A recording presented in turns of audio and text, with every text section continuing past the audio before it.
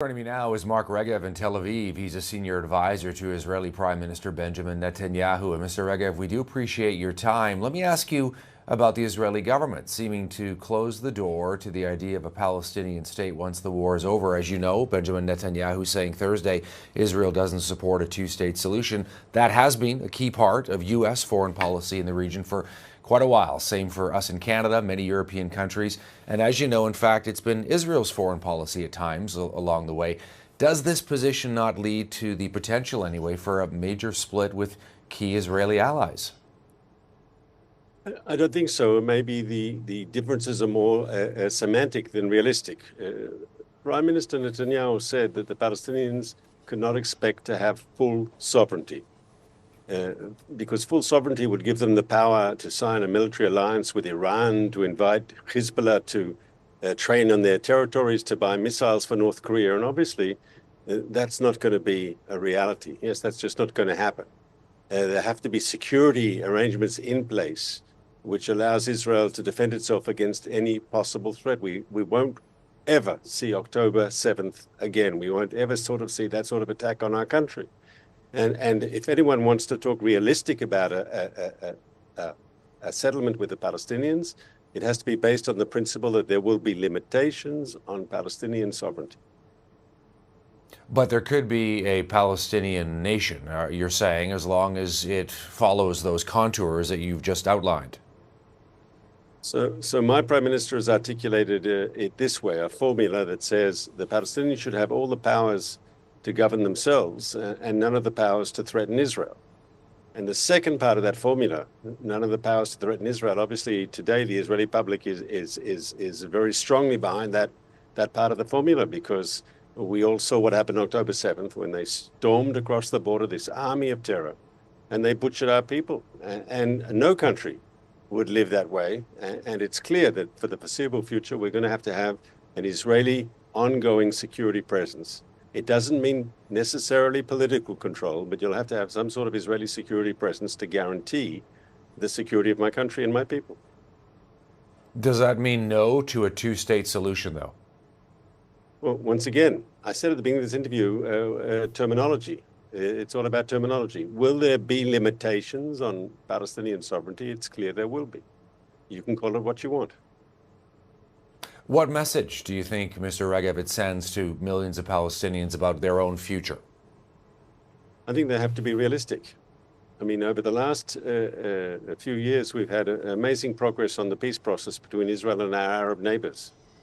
We've had peace treaties with the UAE, with Bahrain, with Morocco, that was adding to the peace treaties we had previously with Egypt and Jordan. And we're seeing more and more talk about expanding the circle of peace. And so far, the Palestinians have stayed outside. They didn't want to join this growing reconciliation in the Middle East. And there's some disturbing things. I mean, you saw the polls that came out of the West Bank, 85% of Palestinians supporting the October 7th atrocities. The Palestinian government there refusing to condemn those authorities. You even had some ministers in the Palestinian government on the West Bank praising, lauding those atrocities, the rapes, the beheadings, the burnings of people alive, the gruesome violence that was displayed by Hamas on that terrible day.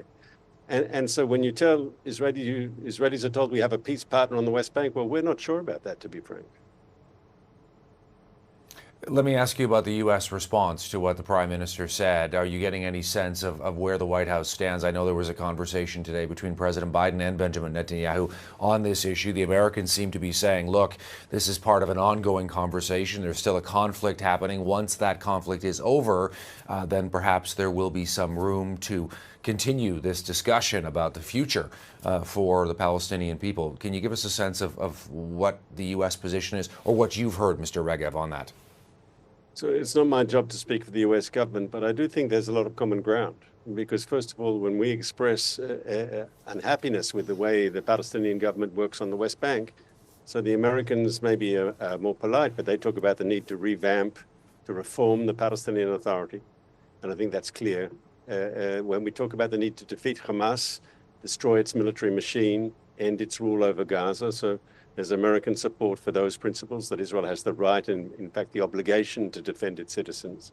And when we talk about a reality of post-Hamas Gaza. So we've articulated a picture of a Gaza that will be demilitarized and de-radicalized.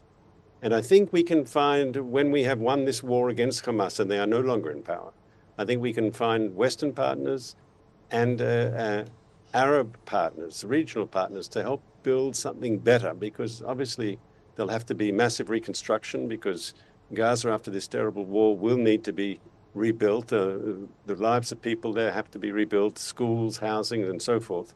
And I think it could be an effort where the region and Arab partners can play a role. The reason that many of Israel's allies support that two-state solution is, of course, because they want peace at the end of this long-standing conflict. They believe a two-state solution, the only way to ensure a lasting peace. That is Israel's objective too, I gather. Yeah, but any real peace has to be based on reality.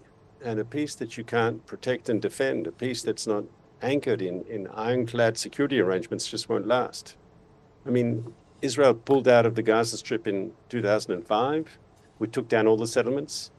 We pulled back to the 1967 line, which many in the international community, including Canada, refer to that as the legitimate international boundary. Did we get peace? And so there's Israelis question some of the premises of the international community. Now, we want to move forward with peace. We want to see the expansion of the circle of peace with the Arab countries. We want to see peace with the Palestinians, but it has to be based on reality. And when you have a Palestinian population that 85% of them say they support the atrocities that we saw on October 7th, so we have to be realistic. Peace will be a long process. It'll require changes. It'll require de-radicalization of the Palestinian body politic, not just in Gaza and the West Bank, as well as those numbers that were taken by Arab pollsters, not by Israelis, show. And it's clear. I mean, ultimately, if it was all about a Palestinian state, we could have had a Palestinian state years ago. The British, when they were the colonial power here, offered a partition proposal, offered them a state in 1937. The UN offered them a state in 1947. More recently, there were proposals on the table at Camp David in 2000, and after that for the establishment of a Palestinian state, and it was never good enough. They always said no. One has to ask this, and as my Prime Minister articulated his position on Thursday night here in Israel, he said clearly, unfortunately, the Palestinians have been more interested in destroying the Jewish state than in establishing a state for themselves. And as long as that's the reality, there can't be any real peace between Israelis and Palestinians.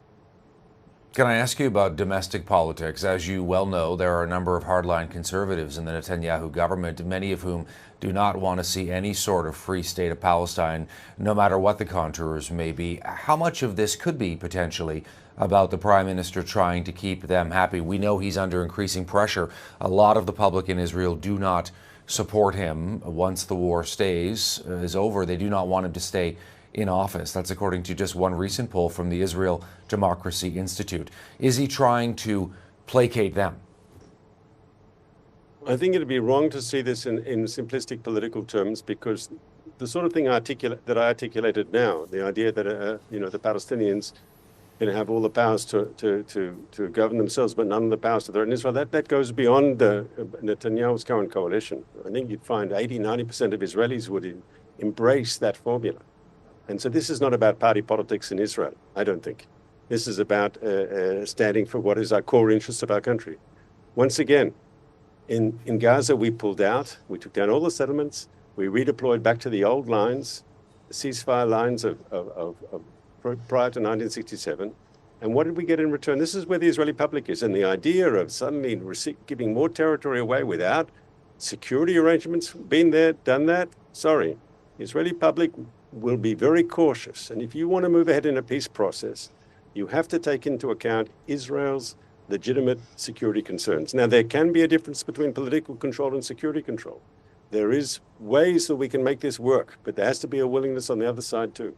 Mark Regev is a senior advisor to Israel's Prime Minister Benjamin Netanyahu, joining us from Tel Aviv here on the program today. Mr. Regev, we do appreciate your time. Thank you. Thanks for having me, Todd. We should point out that the Reuters news agency reporting U.S. President Joe Biden asked late this afternoon about Israel no longer supporting a two-state solution, asked whether he thought a Palestinian state was impossible with Benjamin Netanyahu still in power. Biden saying no, it's not, indicating he seems to believe Netanyahu could still be flexible. All right, still ahead for us here on Power Play, lunar landing. We get the latest on Japan's